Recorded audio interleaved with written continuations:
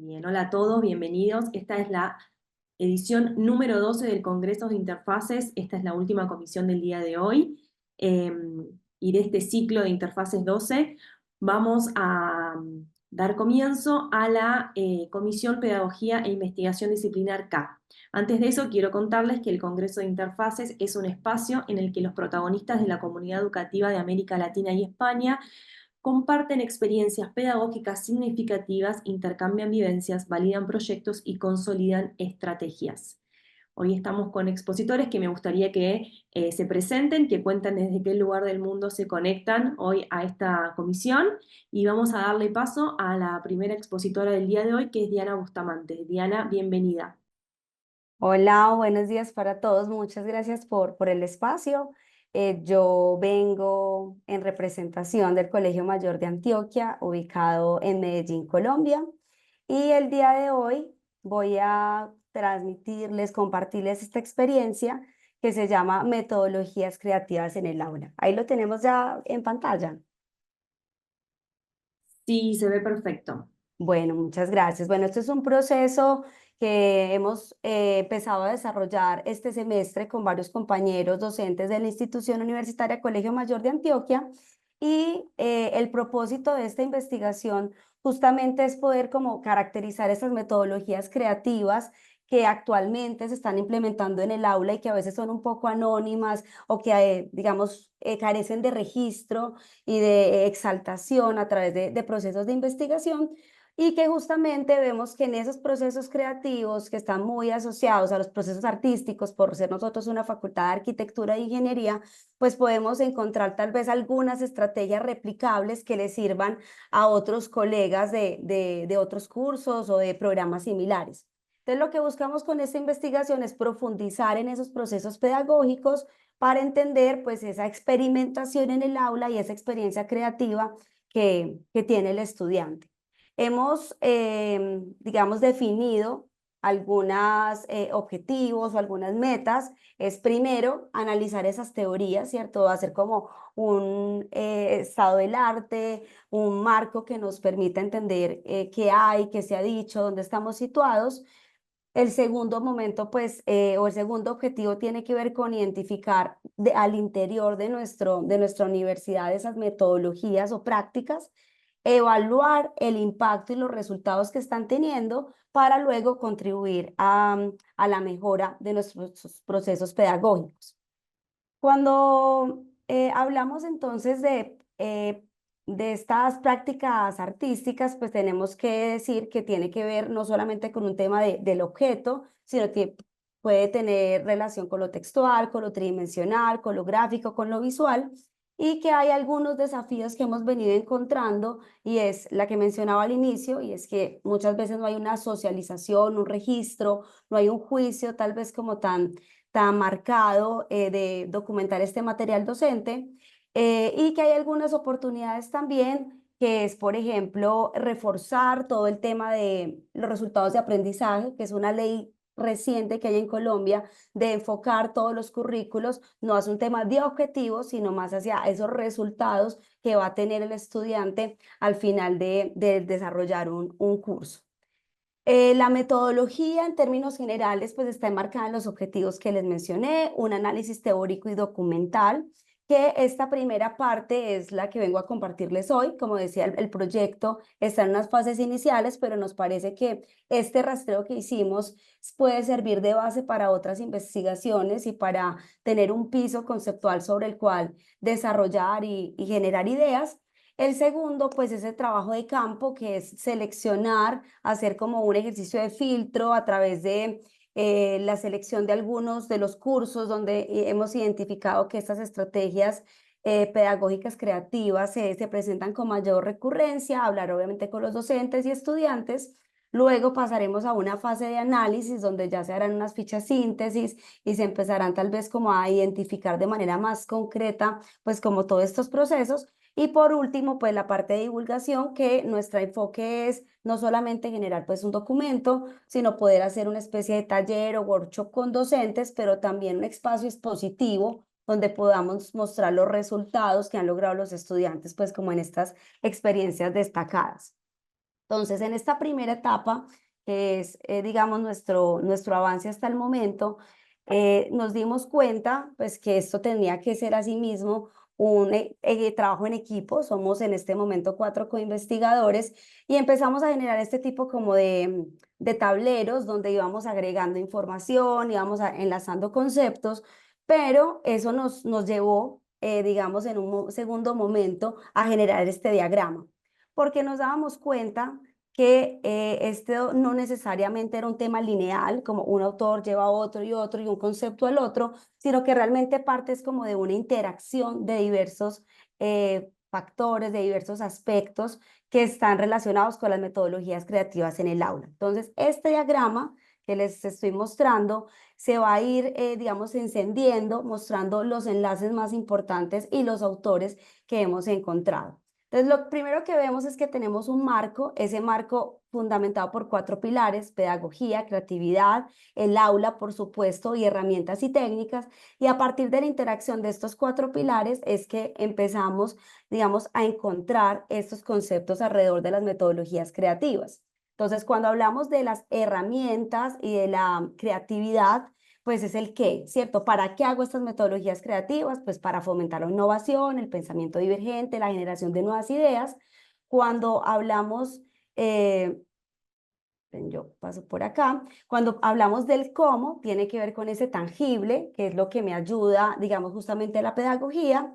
Cuando nos vamos hacia el lado del dónde, pues el aula responde como a ese espacio o escenario de interacción pedagógica y el con qué pues está relacionado directamente con esas herramientas o técnicas. Ahora, cuando empezamos a cruzar pedagogía con creatividad, pues muy importante empezar como asociar qué es la creatividad como ese proceso cognitivo de soluciones novedosas a problemas o situaciones y la pedagogía en cuanto a los métodos de enseñanza y esos enfoques enlazados con la creatividad. Acá encontramos diferentes autores, por ejemplo, Paul Guilford con la teoría de las 3 dimensiones de la inteligencia y por supuesto nos fundamentamos como en los padres de la pedagogía que nos iba mostrando también progresivamente esas teorías cómo iban avanzando. Cuando nos acercábamos a esa interacción pedagogía-creatividad, surgía el concepto de didáctica, que, digamos, busca hacer esos métodos o estrategias más eficaces en ese proceso de enseñanza y aprendizaje. Y encontrábamos, por ejemplo, autores como Juan Comenio, que hablaba del enfoque sistemático de la enseñanza, y Ausubel con este aprendizaje significativo a través de la didáctica. Por otro lado, encontrábamos o empezamos a puntualizar unos aspectos concretos como didáctica a través de la gamificación, el aula invertida, el storytelling o los laboratorios creativos. Pasando a otro cuadrante e incorporando ya el aula, encontrábamos entonces, por un lado, el aprendizaje lúdico, a partir de ese aprendizaje experiencial con David Kolb, o la relación o la importancia que tiene el aula, que inclusive se habla de esa zona de desarrollo próximo, esa zona de interacción, y donde encontramos teorías, por ejemplo, como la de Malaguzzi, que habla que el aula es el tercer maestro y ese componente fundamental para que se dinamicen pues todas estas interacciones. Por otro lado, entonces íbamos puntualizando el aula flexible o modular, los espacios Maker o Fab Labs, el aula al aire libre, que es súper importante, o esas zonas de aprendizaje diferenciadas al interior de la misma aula. Yéndonos, digamos, hacia la esquina de las herramientas y técnicas, se activan otros conceptos, que es uno muy clave, que es el de las metodologías activas. Acá entonces encontramos en la parte de herramientas y técnicas el aprendizaje por descubrimiento desarrollado por Brunner en el 66 y metodologías activas que dicen, bueno, el estudiante debe ser ese protagonista de su aprendizaje, aprendizajes basados en proyectos, aprendizajes basados en problemas y algunos autores que iban reforzando esas teorías del aprendizaje experiencial. Por otro lado, el término de la tecnología educativa, que es, digamos, cada vez más necesario y requerido, encontramos, hay unos autores más actuales, en 2015, en 2001, y queríamos empezar a identificar también de qué hablábamos cuando mencionábamos tecnología educativa. Pizarras interactivas, aplicaciones de aprendizaje, realidad aumentada, realidad virtual y mixta o todos los procesos de evaluación y retroalimentación en línea. En esta interacción, digamos, entre la didáctica y la creatividad, pues también surge herramientas como el visual thinking o metodologías como el visual thinking que ayuda pues a fomentar a partir de esa interpretación activa a través de la imagen el proceso de la creatividad. ¿Qué podemos ver entonces en cuanto a esos elementos claves del visual thinking? Los mapas mentales, los storyboards, la iconografía, la visualización de datos, etcétera. Y ya en este último triángulo más interno, en los ambientes de aprendizaje, cruzando pedagogía y el aula, en donde los espacios colaborativos, el aprendizaje multisensorial y la participación activa, pues eran de los aspectos que más destacábamos. Ahora, para encontrar entonces o mostrarles las conclusiones, pues como de todo esta cruce dinámico, encontrábamos entonces que definitivamente no podíamos hablar de metodología de manera lineal, secuencial, sino que ese tipo de diagramas nos mostraba que todo estaba conectado, pero cada componente era necesario para comprender este tema de las metodologías creativas en el aula, que el aula era, digamos, uno de los elementos más importantes y a veces de pronto un poco de lado. Nosotros desde la arquitectura, digamos, lo queremos incorporar definitivamente esa parte de la configuración espacial del aula y que por supuesto pues la idea es dar como una visión integral y que trascienda esos métodos tradicionales y fomente más el aprendizaje lúdico y por supuesto permita replicar los hallazgos que encontremos a otros docentes. Muchas gracias.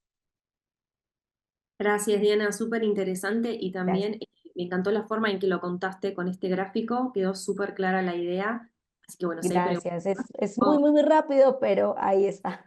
Ahora vamos a tener unos minutos más al final, así que si querés agregar algo, anda anotándolo o si hay alguna pregunta para ella, la hacemos hacia el final.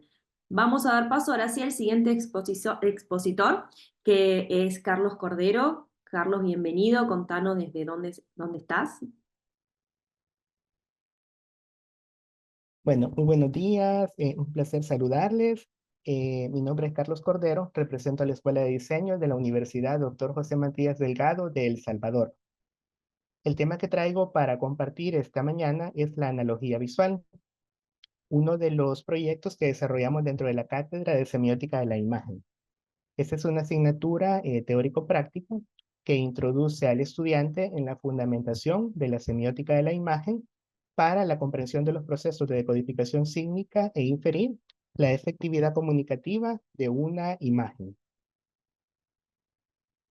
Si vamos a hablar de la semiótica de la imagen, es importante partir de la definición, como la teoría de los signos y que plantea el funcionamiento del pensamiento del ser humano estudiando todo el proceso cognitivo. De ahí que la semiótica establece y trata de dar respuesta a la interrogante de cómo el ser humano conoce el mundo que le rodea, cómo lo interpreta, cómo genera conocimiento y cómo lo transmite. La semiótica buscará mecanismos que lleven a las personas a establecer una relación de significado con algo, que puede ser un objeto, puede ser un gráfico, puede ser una imagen, puede ser un sonido, o una combinación de esos, de tal forma que al volver a entrar en contacto con ese, sus mentes recordarán el significado con el que ligaron en un principio. Ya que estamos hablando de semiótica, vamos a hablar de Charles Sanders Peirce, exponente de la corriente anglosajona y quien decía que un signo representamen es algo que representa algo para alguien en algún aspecto o carácter. Se dirige a alguien, es decir, o sea, se crea en la mente de esa persona un signo equivalente o quizás aún más desarrollado. Otros exponentes como Charles Morris, que fue discípulo de Peirce, dice que la semiótica es la ciencia de la semiosis o el acontecimiento o proceso del signo. De ahí que de la semiosis, autores como Humberto Eco hablan de que el signo da nacimiento a otro signo y especialmente un pensamiento da nacimiento a otro pensamiento. En el caso de Peirce, expone su teoría de decodificación de signos a partir de tríadas, siendo la primera la relación del signo con la cualidad y cuyos componentes son el representamen, el interpretante y el objeto. Luego tenemos la segunda tríada de la relación del signo con el objeto, siendo sus componentes el icono, el índice y el símbolo. Finalmente, la tercera tríada es la relación del signo con la ley o la posibilidad, y sus componentes son el rema, el discente y el argumento. Ya que estamos hablando de la teoría de los signos, me voy a referir al signo con la cualidad y el objeto. Para el caso de la analogía visual, trabajamos con los conceptos de las dos primeras tríadas.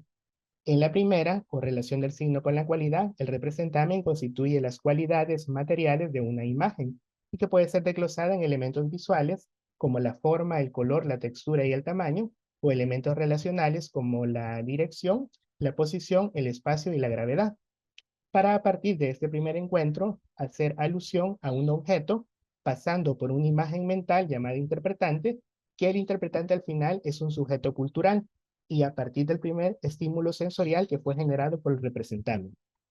Otro de los conceptos aplicados en el ejercicio de la analogía visual es la segunda tríada de Peirce, en el cual todo signo icónico o imagen nos va a indicar algo, llegando también a simbolizar algo en la mente del espectador. Cuando estoy hablando de la iconicidad, me estoy refiriendo al grado de realidad que puede representar una imagen. Puede ser una fotografía, puede ser un dibujo, puede ser una escultura o un mapa mental. También otras definiciones que trabajamos son la percepción similar de Peirce, que consiste en evidenciar similitudes entre diferentes experiencias perceptivas.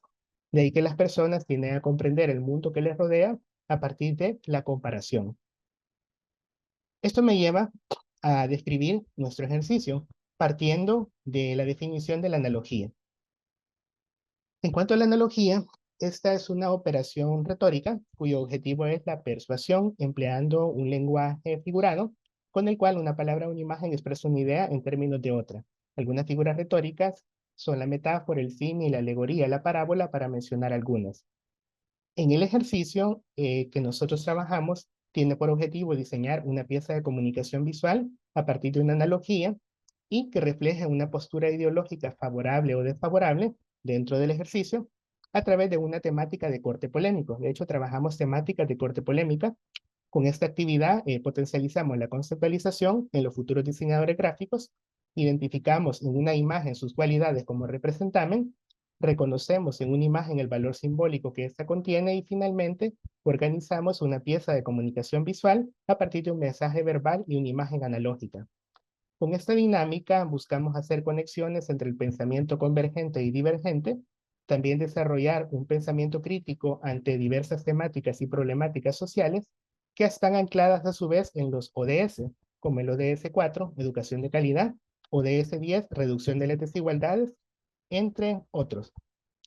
Paso a mostrar a continuación algunas de los proyectos que trabajamos con los estudiantes de semiótica de la imagen. Todas son temáticas de corte polémico, es decir, que generan una discusión y una postura favorable o desfavorable en el marco del ejercicio.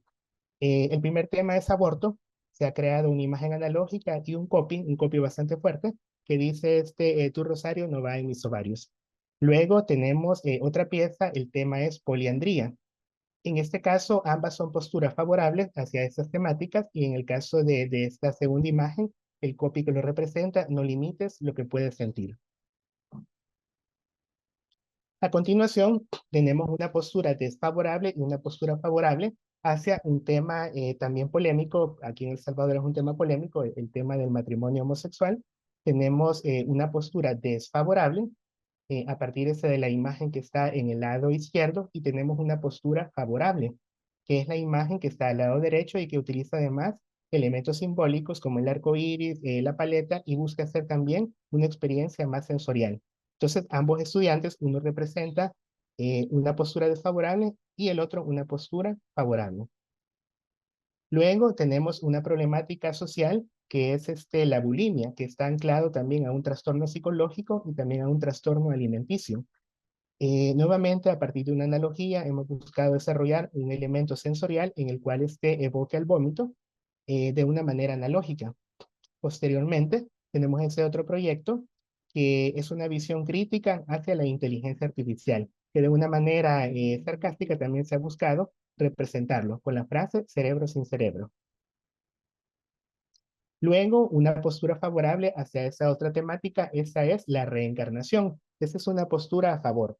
Y con una imagen metafórica, se ha buscado hacer alusión a este tema con la frase todo tiene un fin o todo fin, perdón, tiene un nuevo comienzo. Posteriormente, el tema de la clonación, que también hoy en día está muy discutido, y se ha hecho también una frase crítica a partir del interrogante, ¿cumplo con la calidad?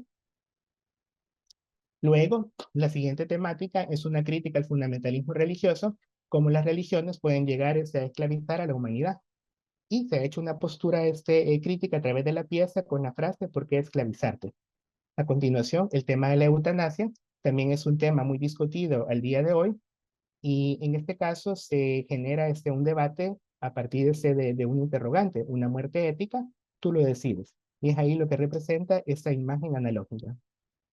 A continuación, otra temática que también atañe hoy en día, como es la anorexia, de una manera reflexiva, pero también haciendo un poco de ironía, se ha creado esta pieza que dice un poco más no hará daño.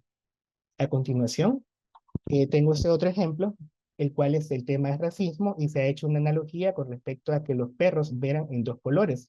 De ahí que se ha creado un copy en inglés, They do not see colors, why do you?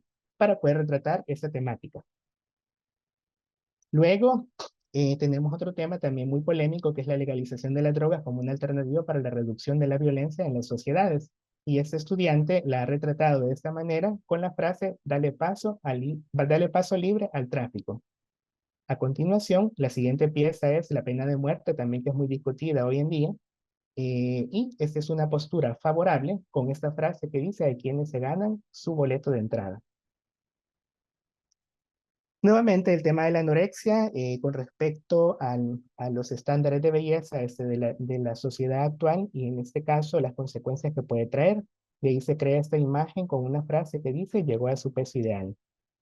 A continuación, la siguiente pieza muestra la tauromaquia, que también está muy criticada hoy en día y es una postura desfavorable y se ha buscado hacer de una manera analógica lo que le pasa al toro cuando está enfrentándose al torero, por eso el pincho sobre la carne.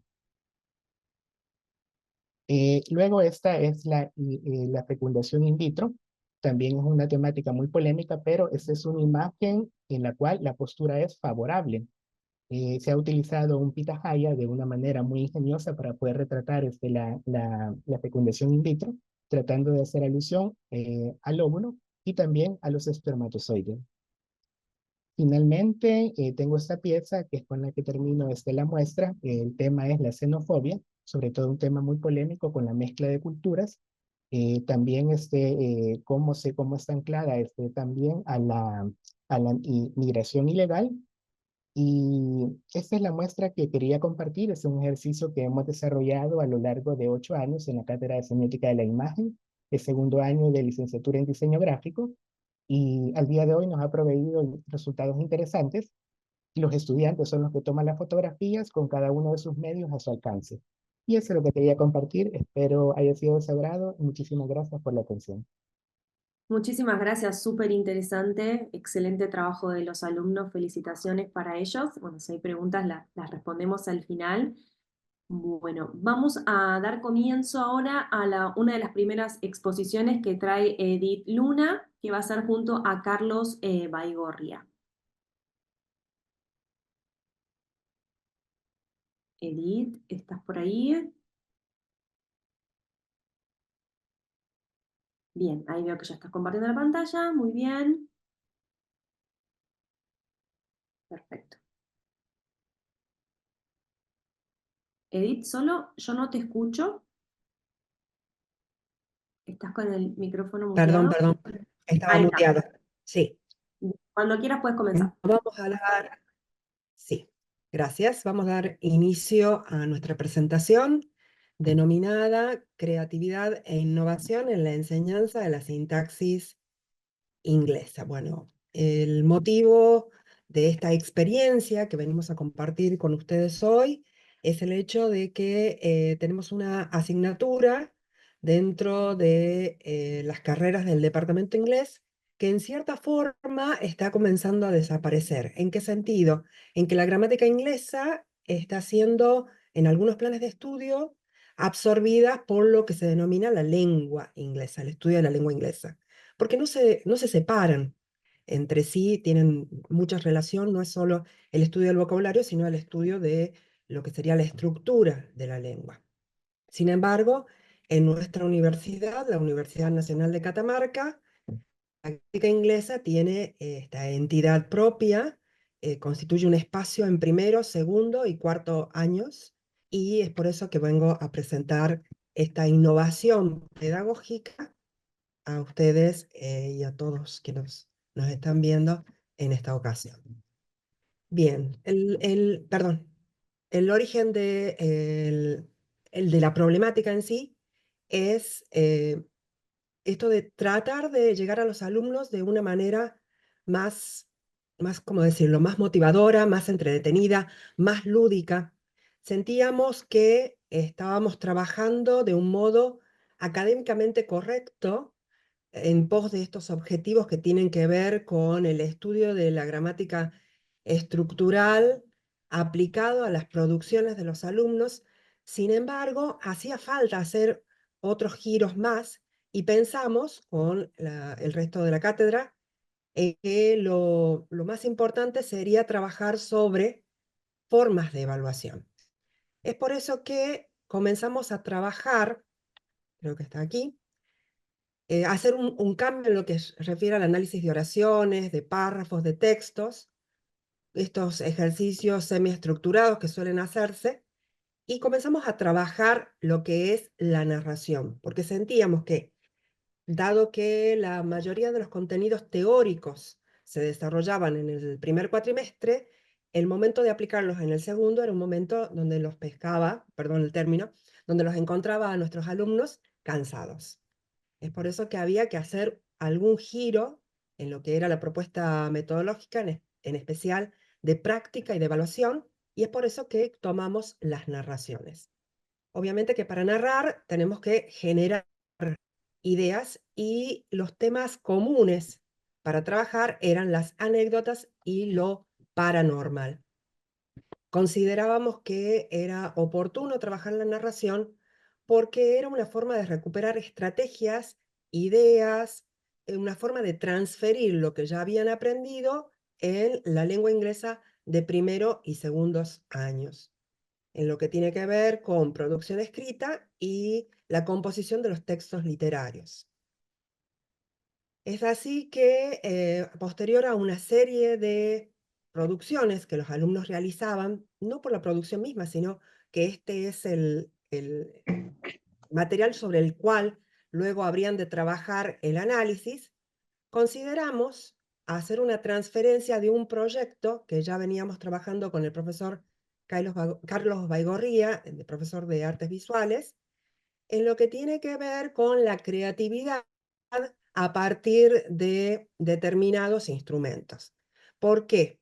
Porque por allí, en un intento de buscar una metáfora para la gramática de la lengua, consideramos que la sintaxis, el análisis sintáctico que seguramente todos recuerdan de su formación en la propia lengua, es como la matemática de la lengua. Entonces, la forma de pensamiento que se desarrolla en este tipo de actividades, además de tener que ver con la inteligencia lingüística, tienen que ver con la inteligencia lógico-matemática. El poder utilizar determinadas o seguir determinadas fórmulas para la construcción de determinados significados. Y es allí donde hace aparición nuestro profe de arte. Bien, sí, como Edith me había pedido, poder involucrar a los chicos y involucrar más ejercicios que estimulen la creatividad, porque según las devoluciones de algunos alumnos era como que muchos se sentían con poca creatividad, como decía, también muy cansados, y es ahí que decimos involucrar no tan solo la inteligencia lingüística y la lógico-matemática, sino también agregarle estos ejercicios, la inteligencia espacial, donde los chicos podían realizar dibujos, podían interpretar gráficos, podían interpretar señales también, que los ayudaban un poco a desbloquear eso y de paso sentirse un poco más relajados en lo que es el aprendizaje de la materia, y a su vez también involucrar la inteligencia intrapersonal que los ayudaba mucho a la resolución autónoma de sus propios problemas y de los ejercicios que se le brindaba dentro de la cátedra, de una forma un poco más distendida, un poco más relajada, si se puede decir, para poder llegar a mejores resultados y poder concluir así el semestre o el cuatrimestre que estaban cursando y llegar así bien a lo que son los exámenes y no sentir esa fatiga de tener que estar sintiéndose presionados con una materia y entregando resultados que por ahí no eran satisfactorios o eran muy parecidos unos a otros desde el punto de vista académico. Bien, muchas gracias. Es por eso que, como les decía, decidimos hacer un giro en esto que tiene que ver con la narración. E involucramos actividades que son más propias de las artes visuales. Por una razón muy simple. Tanto las artes visuales como el idioma inglés son lenguajes. Entonces había forma de relacionarlos y había forma de, tratándose de la narración y de la composición de una obra, en este caso de una obra textual escrita, de poder trabajar inspirados en otra producción. Es por eso que, como tenemos aquí, abreviados son los pasos. Ellos trazaron, no sé si lo quiere explicar usted, profe, de qué se trató la actividad. ¿Cómo? Disculpa, no te escuché. Sí, decía si quería explicar la actividad de artes visuales primero. Bien, el ejercicio fue un ejercicio de creatividad bastante divertido, bastante libre. Lo que los alumnos tenían que hacer es, en un papel, sin levantar la mano, realizar trazados con el lápiz y después, en el resultado que quedaba de esos trazos, no sé si podemos ver ahí unos ejemplos de descubrir lo que es el fenómeno de pareidolia, ¿sí? La pareidolia es el poder encontrar objetos, caras, en determinados lugares. Por ejemplo, es muy famoso, es muy conocido que, por ejemplo, en los azulejos, en los mosaicos, uno ve caras, uno ve formas diferentes. Bueno, en este caso, la propuesta era encontrar personajes dentro de estos trazos que se realizaban en la hoja y crear una historia a partir de estos trazos y narrarla de una forma de que ellos le den vida y narración a un cuento que ellos iban a inventar a partir de personajes que ellos mismos que habían creado sin darse cuenta, encontrarlos dentro de todos los que son estos trazos y poder crear así una historia. Les resultó bastante divertido a algunos, a otros les costó bastante también encontrarle la forma a los trazos, y otros directamente, bueno, un poquito hicieron trampa de mentalmente ya ir como dibujando los trazos y haciéndolos como para darle determinada forma también. Así que ahí tenemos ahí algunos ejemplos de los resultados de los alumnos.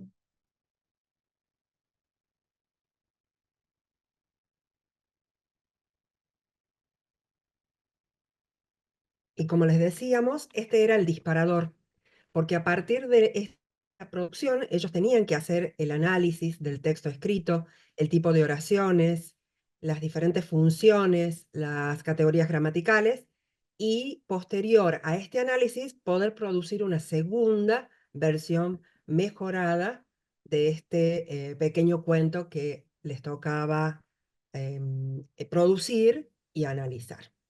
Tenemos algunas opiniones.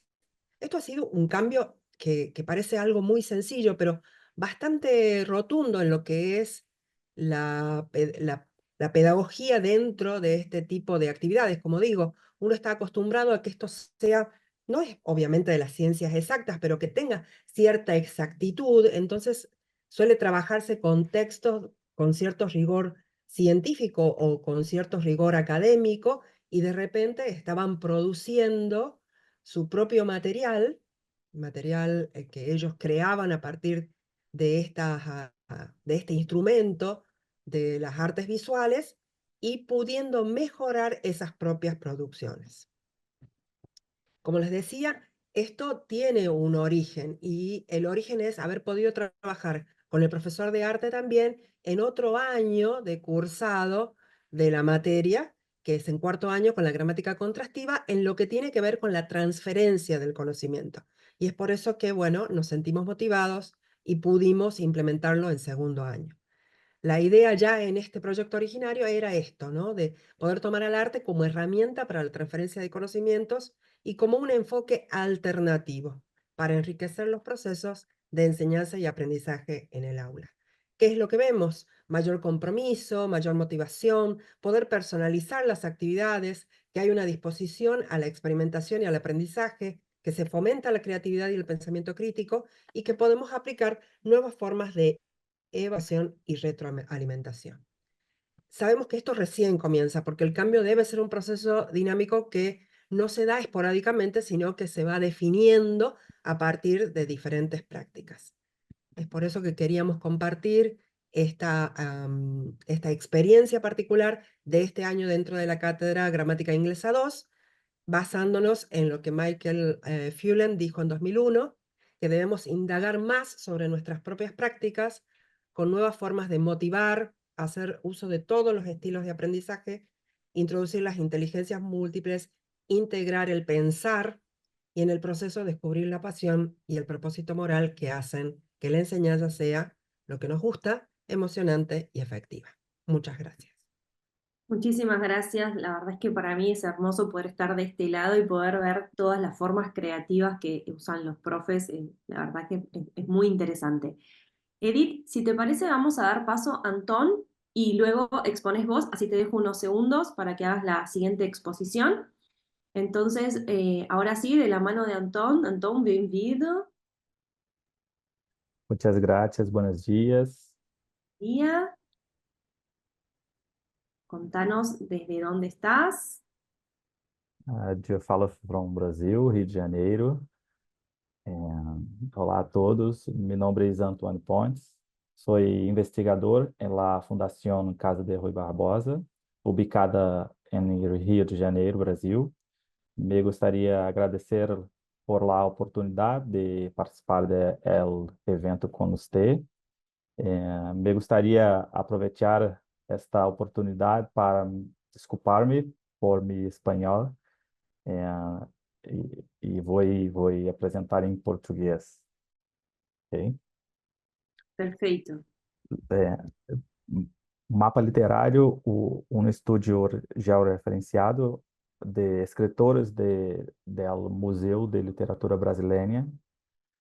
É um trabalho que usa georreferenciamento para entender como a gente consegue melhor apresentar e melhor divulgar o acervo de literatura brasileira. Está disponível na Fundação Casa de Rui Barbosa. Tem algumas formas de acessar, mas a gente entende que faria sentido buscar o apoio da tecnologia para favorecer outras formas de acesso.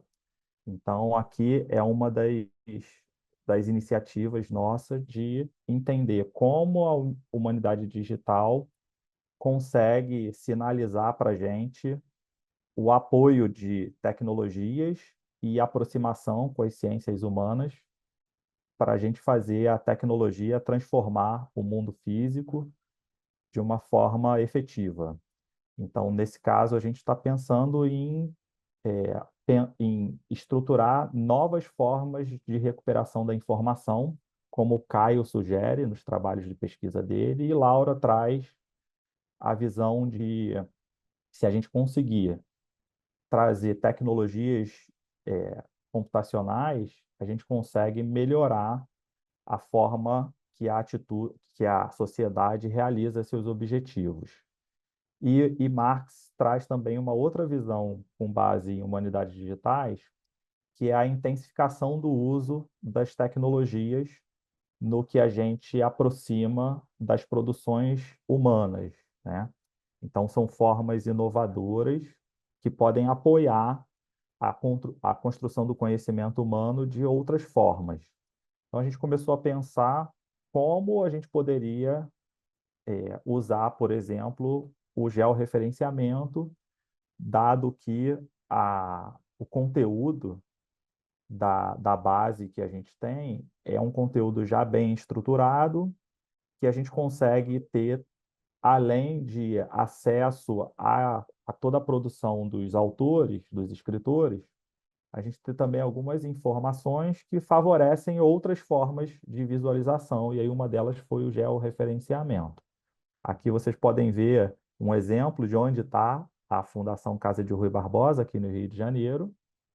E aí é uma visão natural que a gente tem hoje de usar o mapa, né? E aí a gente começou a olhar outros trabalhos, como é que outras instituições, como outras bases usam diferentes tecnologias para exibir e aprimorar a forma de exibir os seus conteúdos. Então aqui a gente tem o trabalho do HyperCities, que é uma das referências nossas, que permite olhar em diversas camadas as formas históricas aí de produção do humano, né? E aí a gente foi olhar também outras ferramentas, aqui algumas ferramentas que usam também a geografia, né? A produção, a localização de itens, e o Omeka, que é uma ferramenta muito conhecida para publicação de conteúdos de acervos digitais. Então, são algumas ferramentas que a gente buscou para entender, mas a gente voltou para o mapa, porque a gente entende que o serviço do Google Maps hoje, ele é um serviço muito comum de ser utilizado, né, tá no dia a dia de todas as pessoas, além de ser, obviamente, um serviço também gratuito. Então, a gente trouxe essa ideia de como executar uma ferramenta, como aproximar uma ferramenta do nosso dia a dia para outros tipos de contextos. E isso tudo com base no conhecimento que a gente tem de humanidades digitais até hoje, trazendo a ferramenta de geolocalização. Aqui um dos exemplos do Manifesto de Humanidades Digitais, que mostra que a digitalização do patrimônio cultural pode convergir para que a gente consiga instrumentalizar, trazer práticas, instrumentos e objetos que aprimorem a utilização desses acervos digitais. E aí, como a gente apresentou lá atrás, a gente já destacou essas formas de utilizar, e como resultado, hoje a gente tem um mapa literário, pode ser acessado pelo QR Code ou pelo link.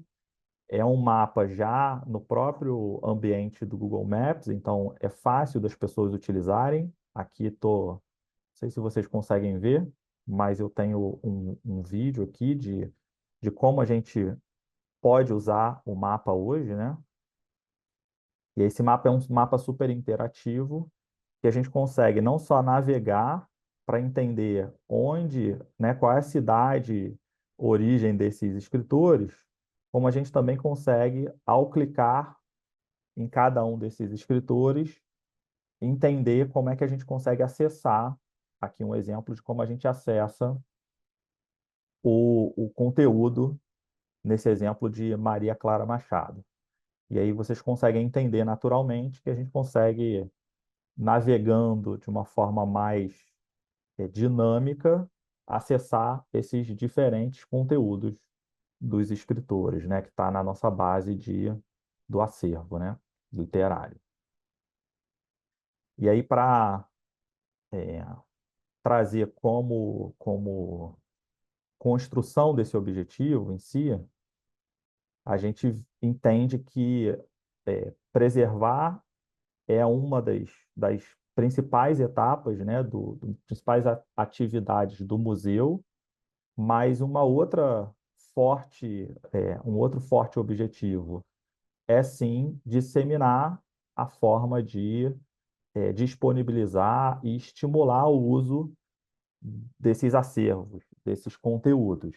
Então, aqui, o propósito principal do mapa literário hoje foi usar a cidade de nascimento para localizar no mapa, referenciar no mapa cada um dos autores, e aos poucos a gente vai aprimorando, né, trazendo outros objetivos, como formação acadêmica, e talvez associar, né, onde teve a formação acadêmica. Então, tem alguns objetivos por virem, né? E hoje a gente tem 150 escritores na base, a gente já consegue ter uma percepção do georreferenciamento muito legal. Como próximo passo, a gente quer transformar essa ferramenta em um portal que a gente consiga não só navegar no mapa, mas trazer outros modelos de interação. Então, aqui a gente hoje está usando o mapa, mas a gente pode também aprimorar esse mapa com outras formas de navegar, por exemplo, entendendo na linha temporal da vida de um escritor, quais foram as cidades, né, que ele viveu, ou que ele interagiu, ou que influenciou. Então, alguns exemplos do que a gente consegue trazer,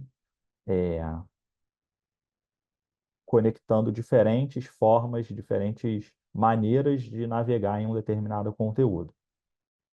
Aqui são algumas das principais referências, lógico que o trabalho traz muitas outras, mas essas são as principais, com base principalmente em humanidades digitais, no manifesto, e eu queria agradecer mais uma vez o espaço e a oportunidade da gente estar conectado aqui, mostrando um pouquinho do que a gente tem feito aqui no Brasil. Então, a gente que agradece sua participação, gostaria de fazer uma pergunta. Isso é de livre acesso? Sim, sim, isso é de livre acesso. A ideia é justamente promover que muitas pessoas tenham acesso a essas bases literárias e, ao mesmo tempo, construir ferramentas, né, e práticas para que não só a nossa base seja acessada, mas como sirva de referência para outras bases, sejam bases de acervos literários, como é o nosso, ou outros tipos de base que os museus hoje em dia trabalham, né? Então, a maior dificuldade hoje, dois pontos, né, são, obviamente, manter o acervo e promover que esse acervo seja acessado por diversos públicos, e a gente sabe que são várias gerações, vários objetivos diferentes de cada persona, né? Então, eu queria convidar você a deixar aqui no bate-papo um link onde a gente pode entrar. Então, le estoy pidiendo que deje acá el link a donde podemos accesar. Bueno, ahora la información es muy fácil de traducir, así que está bueno que podamos tener acceso, ¿no? Hay muchísimo material. Lo mismo le quería proponer a todos los expositores que dejen sus contactos en el chat, así, bueno, justamente lo que sucede en estas comisiones de interfaces es que se forman redes y se complementan trabajos a veces entre otros países, entre otras provincias. Y bueno, y a nosotros nos encanta que eso sucede porque el año siguiente vuelven para contarnos que, bueno, gracias a una idea y me conecté con tal profesor, pude aplicar esto en mi clase y bueno, es súper gratificante para nosotros. Muchas gracias, Antón. Vamos a continuar ahora sí de vuelta con Edith Luna, que en este caso va a estar con Walter Darío presentando su segunda ponencia.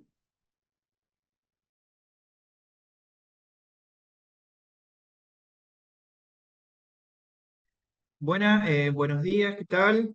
Yo soy Walter, soy de la provincia de Catamarca, de Capital, de San Fernando.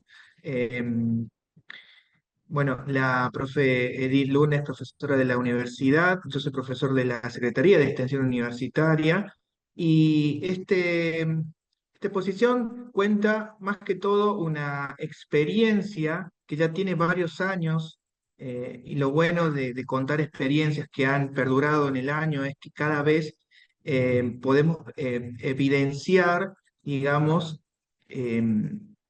las cosas positivas que tienen este tipo de experiencias y proyectos.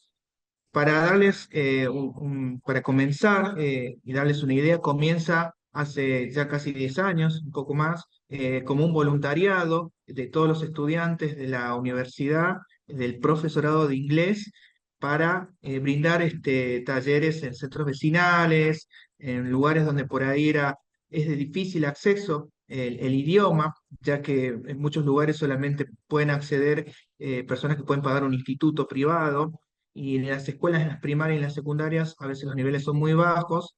Entonces, la idea era no solamente poder impartir talleres, sino también un poco ayudarlos en apoyo escolar.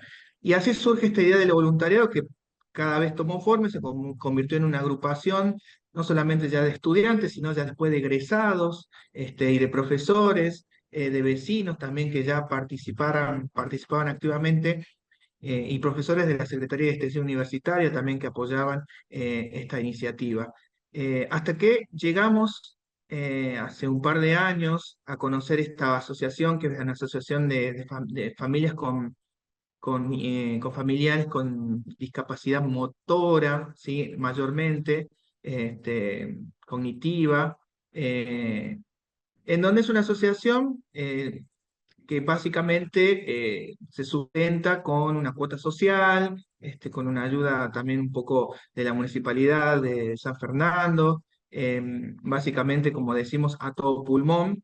este voluntariado llega a través de una asignatura de TIC de la universidad, que está en segundo año de la carrera del profesorado, y era como proyecto la primera experiencia para los estudiantes de prácticas profesionalizantes. Era la primera vez que se iban a presentar frente a alumnos, donde iban a preparar su clase sin llegar justamente las prácticas en el profesorado vienen mucho más tarde, en un tercer y en un cuarto año, en esta un poco más informal, en talleres no formales, iba a ser su primera experiencia. Y así fue hace un par de años, donde la asignatura llevó a los chicos a practicar, en donde los estudiantes tenían por primera vez no solo una experiencia de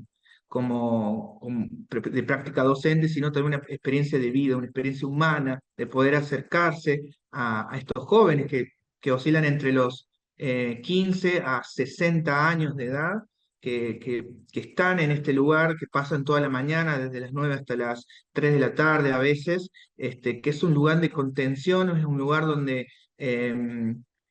las personas pueden sociabilizar, donde hay momentos de recreación, y donde la educación a veces, no digo si que pasa a segundo plano, sino ni tampoco queda como que la educación es una excusa, sino que la educación tiene que ser parte digamos, de la vida, y que a veces no se la tiene en cuenta. Eso siempre lo charlamos con la directora que lleva adelante esta asociación, ¿no? Que a veces, como muchos chicos no están escolarizados en esta asociación, la educación toma un segundo plano y más que todo es una contención y actividades de recreación. Entonces, la idea es poder brindar a través de la educación la inclusión y la igualdad de oportunidades para los chicos que asisten a esta institución, los chicos con discapacidad tanto motriz como cognitiva. Entonces, los estudiantes comienzan a sus primeras prácticas como docente, con talleres, y hablamos de talleres integrales, porque el inglés a veces nos da esa oportunidad no solamente de enseñar un lenguaje, sino enseñar cultura, en donde se pueden trabajar cuestiones manuales, donde se puede enseñar también cuestiones de teatro. Yo también soy profe de teatro, entonces podemos vincular muchas cuestiones artísticas, canciones, bailes, movimientos, en este proceso, ¿no? de enseñanza-aprendizaje de un idioma extranjero. Em, y así fue que durante estos años este mismo proyecto fue presentado en concursos de la Secretaría de Extensión Universitaria, quedando entre 30 a 40 presentaciones dentro de los 10 con financiamiento, en donde los jóvenes, donde los estudiantes tenían posibilidad de acceder a un pequeño presupuesto para poder brindarles materiales, brindarles una comida, en donde ellos también podían tener accesibilidad también a la cuestión de transporte también, porque acuérdense, son estudiantes universitarios, a veces también en el contexto que estamos hoy en día, es muy difícil que se puedan sostener económicamente, entonces este financiamiento ayudó mucho a que este proyecto siga creciendo. Básicamente, bueno, las cátedras acá que intervinieron desde la universidad, desde Gramática Inglesa 2 y TIC, desde la Secretaría de Extensión también hay un apoyo desde el área teatro, y hace poco tuve la experiencia de estar en una entrevista con la directora, en donde también esta experiencia está siendo replicada en otras instituciones superiores, en donde las prácticas docentes puedan, de otros profesorados de otros institutos, están llegando a Epifadín gracias a esta experiencia. Y como decía la directora, que es madre también de una chica también con discapacidad motriz, es, digamos, lo humano, ¿sí? Rescatar ante todo lo humano, porque más allá que los estudiantes puedan tener capacitaciones acerca de discapacidad, de inclusión, tener las herramientas necesarias, estar en ese lugar, estar compartiendo, sentir las necesidades no solamente de los chicos y las chicas que van, sino de las familias, de los vecinos y de un contexto social. Yo creo que esa es la experiencia más grande que los estudiantes de un profesorado toman y salen más sensibilizados. Yo creo que sensibilizar a los estudiantes, los futuros docentes que van a estar dentro de un aula, para que aquel niño con inclusión no quede apartado y que tenga eh, voz y presencia ante ese docente que va a estar al frente, yo creo que es esta la experiencia que ellos necesitan para enfatizar eso, porque bueno, justamente esta directora nos cuenta esas experiencias de que estos mismos niños que a veces quieren ser escolarizados, incluidos en escuelas, muchos docentes no tienen la sensibilidad, no tienen la paciencia, no tienen la experiencia y las herramientas, que es muy lógico, digamos, porque esto es la escuela inclusiva es, es nueva y nos falta crecer en contenidos, pero aquel docente que sale, aquel estudiante, futuro profesor, sale sensibilizado, yo creo que ya es un paso. No sé qué puede aportar el profe Edith.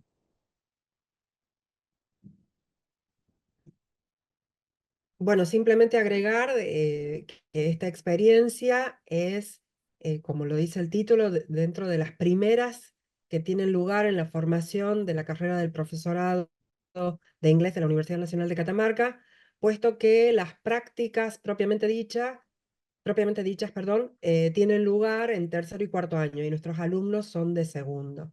Hemos pensado de que era bueno poder darles esta posibilidad en años previos y lo hemos hecho desde la cátedra TIC, simplemente para mostrar que, bueno, todo lo que se puede teorizar o planificar y demás en lo que tiene que ver con tecnología, llegado el mundo analógico, de repente no es posible ponerlo en juego, pero sí tenemos que poder explotar otras estrategias, otras formas, otras actividades y plantearnos otros objetivos como los de la inclusión. Bueno, para concluir, tengo un minuto como experiencia. Yo creo que me quedo con las palabras de la directora, que muy emocionada estaba recibiendo nuevos practicantes de otras instituciones, no solamente de la Universidad de Catamarca. Este, Contenta de decir que bueno que estas experiencias, estas prácticas se estén dando a conocer y que más nuevas experiencias de práctica docente puedan llegar a estos espacios, ¿no? Eh, Porque, me cuesta decirlo, que estos chicos tienen poca expectativa de vida, ¿no? Contaba que la pandemia nos dejaron como 10 15 niños. Entonces, lo mejor y lo más gratificante es poder, a través de la educación, brindarles no contención, sino ese momento humano que necesitan para estar en este momento en la vida, y que la pasen. Ya la situación la tienen, pero que la pasen y que tengan ese sostén humano de la mejor manera. Es eso. Muy bien, me gusta la frase que pusieron para finalizar, no sé si la querés leer. Mientras mayor es la isla del conocimiento, más grandes son las riberas del asombro. Muy bien. Rap Sokor. Felicitaciones, súper interesante la propuesta que trajeron. Si hay alguna pregunta o algún comentario, lo vamos a dejar para el final y le vamos a dar paso ahora al siguiente expositor, que es Matías Romani. Matías, bienvenido. Eh, hola a todos, ¿cómo andan? A ver, quiero ver si puedo compartir. eh, que al no haber hecho la prueba antes. No, si tenés un PDF, lo que te propongo es que lo pases al chat y yo lo comparto. Bueno, porque si no estaba también. ¿Querés probar? Te esperamos unos segunditos. No, ahí te paso, si no, directamente al chat el PDF y lo mando. Bien. ¿Querés que mientras tanto demos paso a la siguiente expositora? A ver, o si a ver si me llega, lo recibo y lo puedo bajar rápido. A ver. La siguiente expositora es Verónica, que va a ser la última expositora del día de hoy. Ahí yo todavía no lo recibí, no sé si se está cargando, ¿no? A ver si puedo compartir eso. Ahí se ve perfecto, los mitos de Internet. Ah, perfecto. Bueno, entonces comienzo. No sé si querés No, modificar dale. algo. No, puedes comenzar. Dale, genial. Bueno, en primer lugar me presento, mi nombre es Matías Romani, yo soy licenciado en Sociología, hice también una maestría en Comunicación y Cultura, estoy haciendo ahora el doctorado en Ciencias Sociales, todo en la Universidad de Buenos Aires, y soy además profesor de varios institutos de formación docente en la provincia de Buenos Aires. Para aquellos que no, de alguna manera, no saben lo que es un instituto de formación docente, bueno, la carrera docente o la formación docente en la Argentina tiene como diferentes aristas. Cada provincia, es decir, cada circunscripción político-administrativa tiene de alguna u otra manera sus distintos institutos. En mi caso, concretamente, yo trabajo en 3 institutos del conurbano sur, básicamente de la localidad de Quilmes, Berazategui y Florencio Varela. Y algo interesante que sucedió con respecto a los institutos de formación docente tiene que ver concretamente con la idea de que en el último año, los 2 últimos años concretamente, se incorporó una nueva materia para 2 carreras, para el profesorado 2 carreras, que es la materia Cultura Digital y Educación. Por lo tanto, yo soy profesor de esa materia que se llama Cultura Digital y Educación y que está directamente vinculada con el profesorado de Historia, de Geografía, pero también de Biología, de Química, Matemática, etc. Y entonces, a partir de eso, esta materia, de alguna manera, tiene como una particularidad, ¿no? Es decir, implica una concepción bastante diferente acerca del uso de la tecnología en el aula y la relación, básicamente, entre el alumno, el docente y los medios digitales. De alguna u otra manera, en general, gran parte de toda la historia del uso de la tecnología estuvo dada fundamentalmente a partir de la tecnología como un instrumento, como una herramienta, y un poco lo que marca la materia es, en principio, tratar de salir de ese carácter instrumental sobre el uso de la tecnología y fundamentalmente centrarnos en la idea de que hoy en día los recursos digitales, los medios digitales, los programas digitales, no solamente son un instrumento, sino que también forman parte de nuestra propia cotidianeidad, ¿no? Entonces, a partir de eso, se me ocurrió de alguna manera utilizar, digamos, parte de los recursos tecnológicos para analizar el imaginario tecnológico de los estudiantes de profesorados del conurbano sur de la provincia de Buenos Aires, en estas localidades que anteriormente señalé, y con una determinada concepción. Es la idea de trabajar fundamentalmente sobre mitos y realidades de Internet, mitos y realidades de los medios digitales. Y un poco la presunción que tengo fundamentalmente con respecto a esto es que en general hay como una serie de mitos, ¿sí? Un poco lo que voy a plantear un poquito más adelante de la presentación, que de alguna u otra forma están muy enquistados, muy condensados, y que de alguna u otra forma tienden como a obstaculizar el verdadero conocimiento acerca del uso de Internet y fundamentalmente sus límites y potencialidades. A partir de esto, entonces, se me ocurrió hacer en una clase, ¿sí?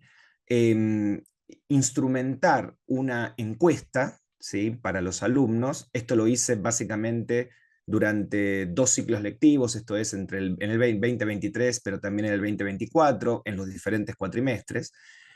Y en algún punto, la clave básicamente de ese cuestionario era un cuestionario muy sencillo que se podía contestar aproximadamente en 15 minutos y que de alguna u otra manera tomara como referencia cuáles eran las concepciones, si quieren, espontáneas, naturales, inmediatas, que tenían los alumnos de profesorado con respecto al funcionamiento de Internet.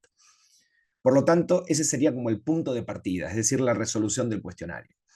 Luego, utilizando de alguna forma la suite Google y básicamente la herramienta del Google Forms, es decir, del cuestionario de Google, que tiene la posibilidad de un procesamiento automático y fundamentalmente en tiempo real, de alguna u otra manera me permitió un poco trasladarle y un poco mostrar, ¿sí? a los alumnos cuáles eran como las concepciones dominantes en términos de estas representaciones sobre Internet. Y si bien de alguna u otra forma cada una de estas preguntas tenía una respuesta correcta y otras respuestas que de alguna u otra manera podrían ser bastante discutibles, un poco la idea de la tarea tenía que ver con esto, con realizar una apuesta en común y por lo tanto de alguna u otra forma enfrentarlos, ¿sí? En el sentido más epistemológico, a cuáles eran de alguna u otra forma el conjunto de las respuestas preponderantes, ¿no? Y a partir, evidentemente, de ese conjunto de respuestas, un poco lo que hice fue tratar de construir desde el punto de vista de la operación conceptual, pero también fundamentalmente a partir de la práctica áulica, la existencia de determinados mitos de Internet. ¿Qué significa de alguna u otra manera la existencia de mitos de Internet? Bueno, la idea de mitos no en un sentido tradicional de error, de equivocación, de falsedad, en el sentido con el que muchas veces nosotros pensamos lo mitológico como algo totalmente opuesto al discurso científico, sino fundamentalmente la idea de que un mito es una forma de significación, que no solamente nos habla, nos interpela, y que de alguna manera delimita las potencialidades fundamentalmente de nuestra práctica. Tomando como referencia esencialmente la semiología de Roland Barthes, ¿sí?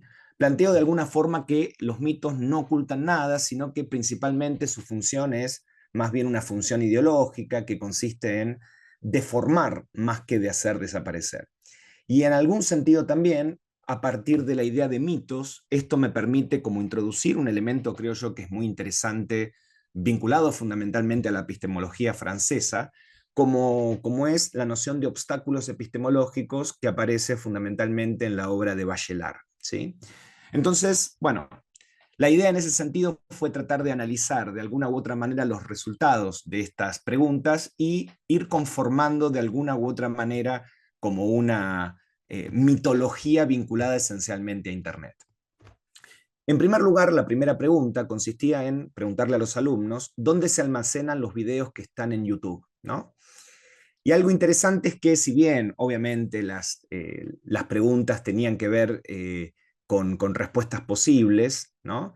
Bueno, la idea de, por ejemplo, si por ejemplo los videos estaban en mi celular, en una computadora, en la nube, en muchas computadoras o en muchísimas computadoras, de alguna u otra forma me marca o me da la posibilidad de analizar cierta emergencia o cierta significación con respecto a cómo se concibe la materialidad de Internet, ¿no? Entonces, por lo tanto, hablo de un mito, que sería el mito de la nube o el mito de la inmaterialidad. ¿Qué significa esto? Bueno, el 53% de los estudiantes contestaron de alguna manera que los videos de YouTube se encuentran en la nube, ¿no? Teniendo en cuenta de que hay toda una cuestión técnica, ¿sí? Que de alguna u otra forma se escapa a esa respuesta, teniendo en cuenta, por ejemplo, que está claro que los distintos videos de YouTube, esto después lo termino explicando básicamente en la clase, se encuentran alojados en lugares conocidos como data centers, que esos data centers se encuentran, por ejemplo, en la zona sur, en el hemisferio sur de América Latina, se encuentran, por ejemplo, uno en Chile y el otro en Uruguay, en dos ciudades determinadas, y que en verdad lo que nosotros hacemos cada vez que miramos un video es dar una serie de comandos y por lo tanto que en una serie de cables y por lo tanto de cañerías donde se transmite información se puede interactuar fundamentalmente con esos contenidos digitales, ¿no? En segundo lugar, la segunda pregunta que me pareció también interesante como incorporar tiene que ver con esto, ¿no? Cuando le envío a otra persona una foto por WhatsApp, por ejemplo, ¿qué es lo que estoy haciendo? Le doy permiso para ver la foto que tengo guardada en mi celular, le mando una copia de mi foto, la foto ahora existe en WhatsApp y la persona a la que se la envié la puede ver cuando mira nuestro chat. Y lo interesante de esto es que aparece la idea de le mando una copia de mi foto. Por lo tanto, yo señalo o trato de reconstruir la idea de que allí hay un mito de la dispersión, ¿no? La idea de que las distintas plataformas, las distintas aplicaciones no constituyen una instancia tecnológica de mediación, sino fundamentalmente que lo que aparece sería algo así como un mito de la inmediatez, un mito de la posibilidad de contactar directamente a otra persona, ¿no? Como si la plataforma no tuviera ningún tipo de rol al respecto. Y en ese sentido, un poco la idea que trato de marcar con respecto a esto es que si bien existen, por ejemplo, en Internet más de 1.800 millones de sitios, ¿sí? Hay una pregunta que después aparece por allí, que no la incorporé en la presentación. En definitiva, les pregunto, bueno, pero ¿por cuántos sitios o por cuántas plataformas navegaron el último día? Y en general no superan más de 5, ¿no? Entonces, un poco hablar del mito de la dispersión nos permite entender qué cosa, que en general todas las prácticas digitales en el marco de Internet están directamente vinculados con un enorme proceso de concentración.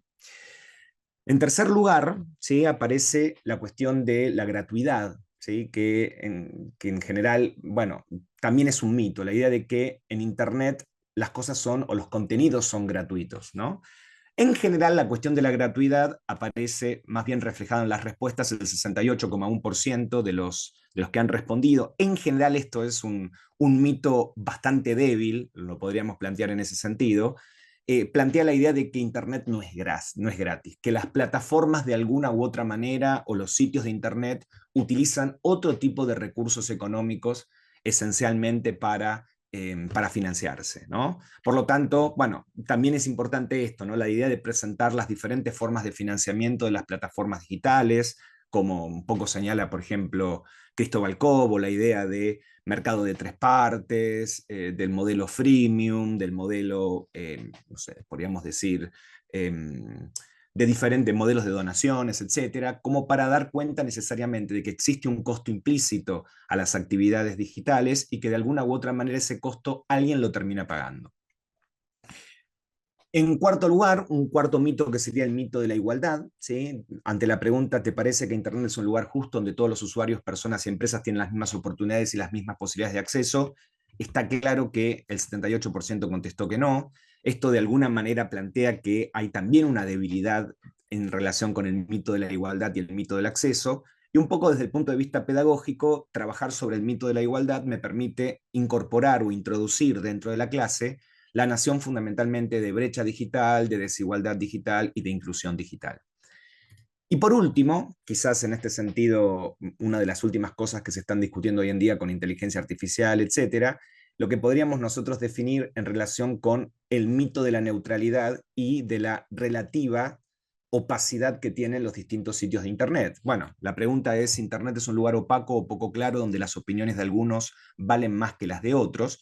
En verdad, utilicé básicamente una escala de Likert, ¿sí?, donde las primeras tres opciones tienen que ver con muy de acuerdo, o ni de acuerdo ni en desacuerdo, y encontramos claramente que hay también, en ese sentido, una cierta debilidad del mito de la neutralidad, teniendo en cuenta de que está claro que, y que en algún punto estos alumnos ya conciben fundamentalmente el lugar de Internet como un lugar no neutral, sino esencialmente un lugar atravesado por diferentes tipos de conflictos y de alguna manera peligros, ¿no? Por último, un poco señalando esencialmente las conclusiones, me pareció que en términos de los mitos de Internet en relación con la clase, prevalecen fundamentalmente o son mucho más fuertes aquellos mitos que están vinculados con el funcionamiento técnico de Internet, es decir, dónde se encuentran alojados los videos, qué sucede cuando comparto una foto, qué operaciones se realizan, por ejemplo, para descargar un determinado contenido digital, etc. En segundo lugar, un mayor reconocimiento a la comercialización de los datos y en general con respecto a una mayor idea de comercialización de los datos frente, por ejemplo, a las cuestiones relativas a la privacidad. Reconocimiento, uno podría decir, de la desigualdad de acceso, teniendo en cuenta fundamentalmente la prevalencia esencialmente de la desigualdad en términos de acceso digital.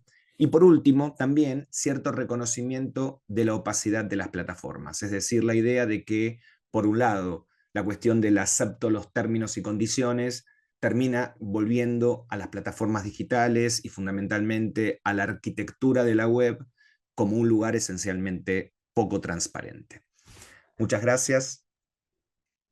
Muchísimas gracias, Matías. Súper interesante la información que traes, ¿no? Porque todos los alumnos están ahí y tienen que entender también cómo funciona, ¿no? Ver un poquito más allá. Así que bueno, gracias por compartir con nosotros tu investigación. Vamos a darle paso a Verónica, que es la última expositora de esta comisión. Bueno, gracias. Aclaro que estamos en momento de recreo, si se escucha mucho. No hay problema. Biblioteca, pero excede todas las paredes los recreos. Bueno, mi nombre es Verónica Zurita. Hace algunos años que conocí las ponencias del Congreso de Interfaces de Palermo. Suelo participar. Vengo a hablarles sobre mis clases. Yo soy profe de matemática en el Colegio Belgrano de School de la Ciudad Autónoma de Buenos Aires, Argentina. Suelo tener amplias franjas de edades de alumnos, particularmente mi especialidad o lo que elijo son los alumnos que están en 7º grado, actual primer año de secundaria, que son alumnos entre 11 y 12 años. ¿Por qué me gusta trabajar con estos alumnos? Porque es la manera de poder crear, innovar y aplicar cosas nuevas. Es una edad que están permeables a todo tipo de cambio.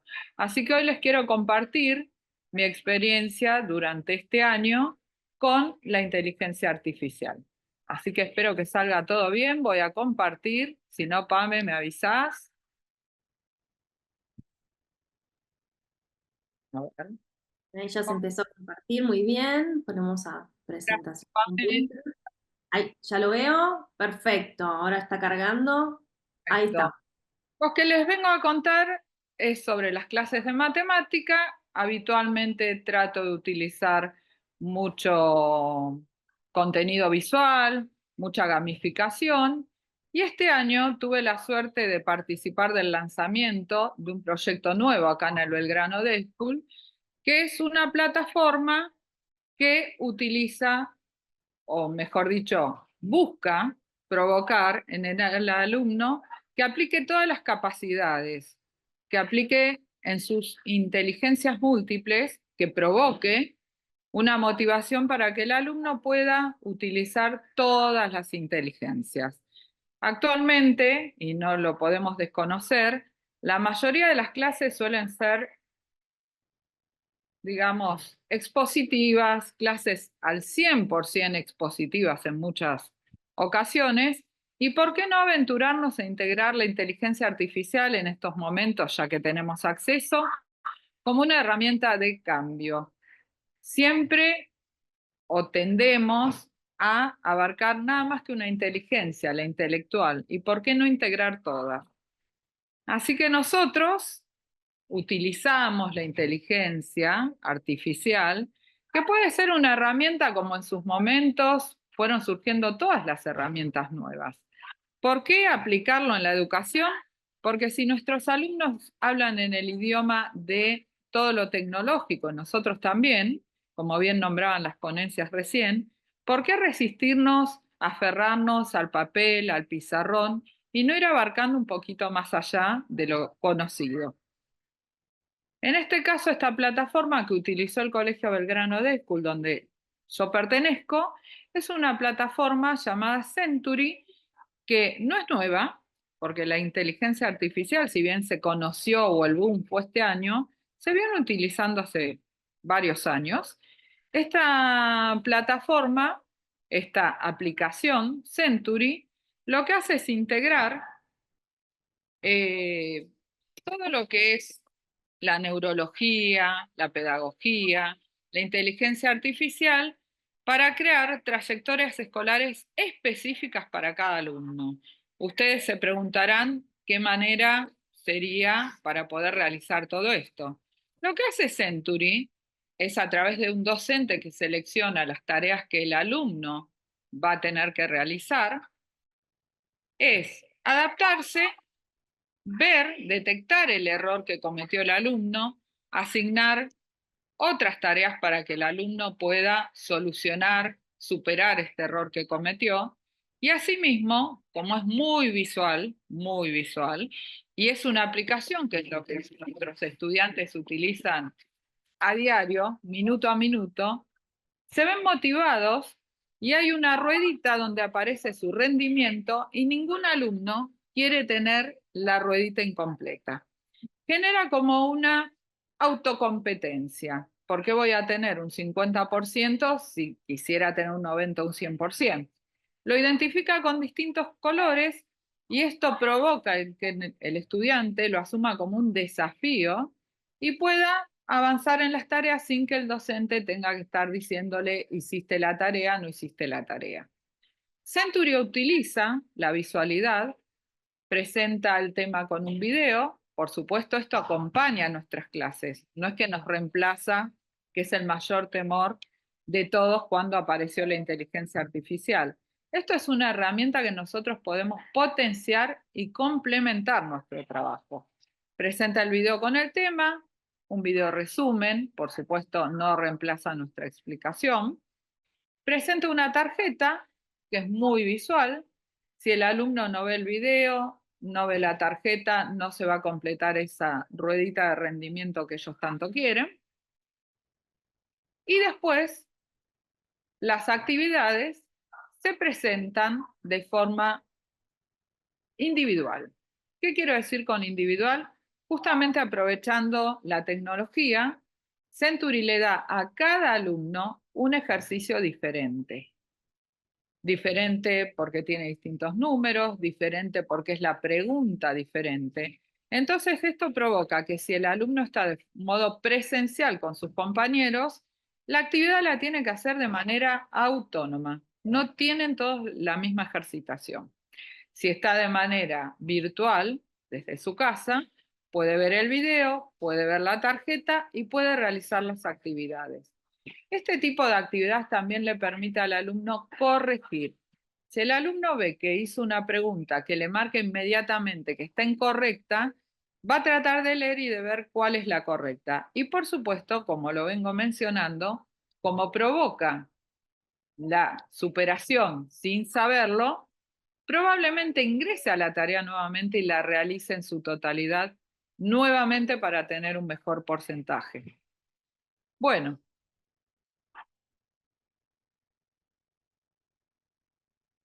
A ver, en este caso, acá están las ruedas que le comentaba, los circulitos, que una vez que el alumno va completando las tareas, se puede ver el porcentaje que alcanzó. Así como nuestro alumno ve de forma individual su progreso, nosotros como docentes, en el mismo instante que el alumno va haciendo la tarea, todos nuestros alumnos, nosotros podemos tener también el control y ver la estadística. De esa manera, ver si hubo algún tema que muchos alumnos no están pudiendo completar, por ahí hacer una nueva síntesis, un repaso. Y esto es una herramienta fundamental para nosotros que tenemos tanta cantidad de estudiantes. Esta es la pantalla que el alumno ve con todo su progreso y posibles nuevas tareas que le asigna Century. Nuevas tareas porque cometió un error, nuevas tareas para ir evolucionando en su progreso, y esto es lo que motiva al alumno a poder continuar y repetir la tarea o hacer más tareas. Con lo cual, nosotros no tenemos que estar atrás del alumno persiguiendo. De esta manera se ve toda la clase, se ve el progreso de cada uno, se ve en qué ejercicio se cometió el error, que esto es más que interesante porque nos llevaría mucho tiempo poder hacer esta estadística. De esa forma podemos ajustar las tareas que vamos dando a los alumnos. Y aquí lo que les quiero mostrar y reflejar, espero que se vea bien, acá tenemos dos alumnos que se destacaron sobre el resto de la clase porque hicieron 1400 tareas. Si ustedes no magnifican, si yo le tuviera que dar una guía de ejercicios, por ejemplo, yo les daría esta hoja al alumno, que el alumno haya hecho 1484 tareas significa que hizo aproximadamente esta pila de tareas. Todos coincidirán conmigo que sería muy difícil querer que nuestros alumnos a lo largo de este año hagan toda esta cantidad de tareas, pero ellos la pueden hacer de manera súper rápida y es algo que los convoca a querer hacerlo. Las inteligencias múltiples no solo tienen que ser las de nuestros alumnos. Nosotros también tenemos inteligencias múltiples, que estaría muy bueno, como nos contaron nuestros compañeros de Catamarca, poder empatizar, poder tener cierta emocionalidad, poder humanizar al alumno y no solo venir a explicar, exponer y luego evaluar. Por eso también tenemos que integrar nuestras múltiples inteligencias y qué mejor manera que el modelo que actualmente está en vigencia y en nuestra institución Belgrano Day School desde hace un año de Blended Learning, es decir, integrar cosas, tareas de manera presencial y virtual. Tenemos que convertirnos en magos, quizás a veces, pero bueno, poder integrar nuestras múltiples inteligencias, poder producir cosas muy interesantes a nuestros alumnos, y por qué no ponernos en lugar de aquellos maestros que tuvimos que probablemente se resistían también a la nueva tecnología, pero aún así han sido genios, se han permitido ingresar al cambio y nosotros nos vamos a tener que permitir ingresar a este nuevo cambio de la virtualidad y ser maestros multifacéticos, maestros presenciales y virtuales, y que nuestros alumnos aprendan de la mejor manera. Por eso yo les creé este GIF, porque podemos aprender divirtiéndonos y fusionando lo humano y, ¿por qué no?, la inteligencia artificial. Muchas gracias. Muchísimas gracias, ahí perfecto con el tiempo, justo sonó el reloj, así que te agradezco muchísimo. Quería preguntarte si esta plataforma es paga, es gratuita, es de uso solamente de tu escuela. Yo ahora cuando comentábamos lo iba a decir, esta plataforma es paga, ¿sí? Pero justamente como a mí me interesa todo esto de la innovación en el aula sobre todo, hice una capacitación que se hizo con el gobierno de la ciudad, aquí de Buenos Aires, y con Google. Ahora Google integró a Classroom unas, digamos, unas herramientas que vos podés llegar a hacer todo esto de forma gratuita, porque Classroom es a nivel global, no solo a nivel local, y si vos podés insertar formularios, ejercicios, lo que hace la fusión de Google con la inteligencia artificial, a medida que vos tipeás ejercicios, te va dando variaciones, inclusive ya con sus respuestas. Entonces vos en una tarde podés ponerte a hacer una ejercitación y te puede desplegar diferentes ejercitaciones ya con las respuestas. Así que se puede hacer de manera gratuita. Si Eso nosotros... Sí, te escucho. Que eso es interesante para que todos puedan acceder. Si nosotros el día martes, les aviso por si tienen interés en ver la grabación, tuvimos un experto en Google que estaba desde Ecuador, que Sí. enseñó a usar muchas herramientas que tiene gratis, Claro. como una pequeña clase, así que los invito a que lo vean en las grabaciones.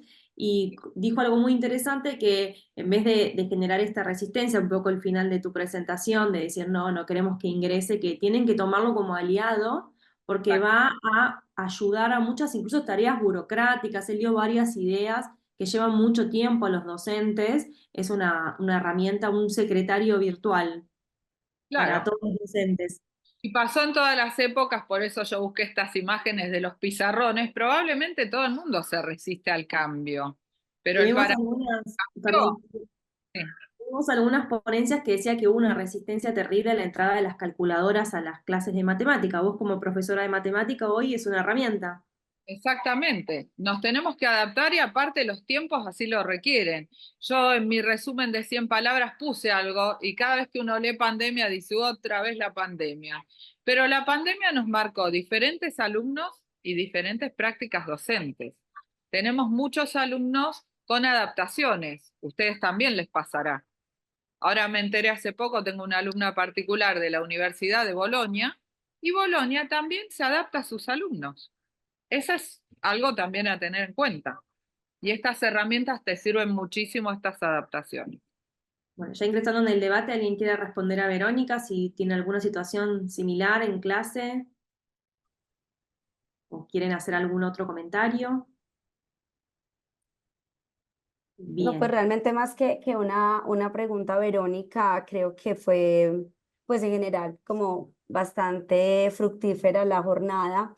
Creo que el hecho de que yo haya empezado justamente desde una mirada mucho más teórica, de manera pues muy sincrónica, todas las ponencias se fueron engranando o en la tecnología educativa o en el tema de la creatividad o en los ambientes de aprendizaje. Entonces me pareció muy interesante como ese marco o estado del arte que expresé al inicio de mi ponencia, luego se fue complementando con las actividades prácticas que todos expusieron. Entonces creo que para mí me llevo pues muchas ideas y me retribuye mucho a mi investigación.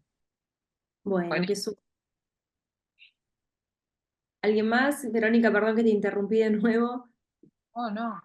Al contrario, mis primeras ponencias en interfaces, yo hablaba en muchas universidades, muy teórico, mucho más elevado, y yo por ahí voy a la práctica diaria, pero vi que se integra bien, no sé, lo arma muy bien, entonces es una cadena.